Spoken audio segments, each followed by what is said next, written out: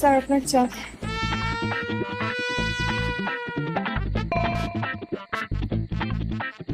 আমার মা জননী নিজ হাতে বানাইছে। আমার মায়ের অনেক খাও আসতে দে।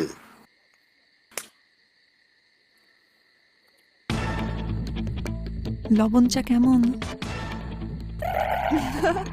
মিষ্টি বেশি দিছে?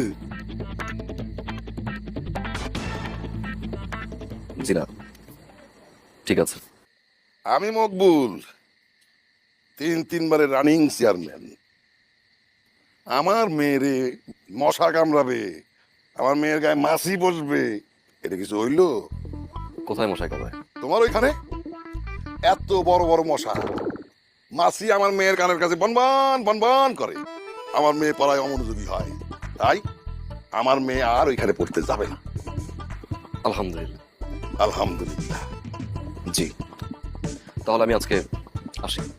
খাওয়া যাও। জি না। আচ্ছা, কালকে এসে খায়। কালকে আসবো কোথায়? আমার বাড়িতে। কে আসবে? আমার মেয়েরে পড়াইতে হবে না, ঠিক রাত 8টায়। বাড়ি থেকে বের করে দিয়েছিলেন না? বুঝে নিবার।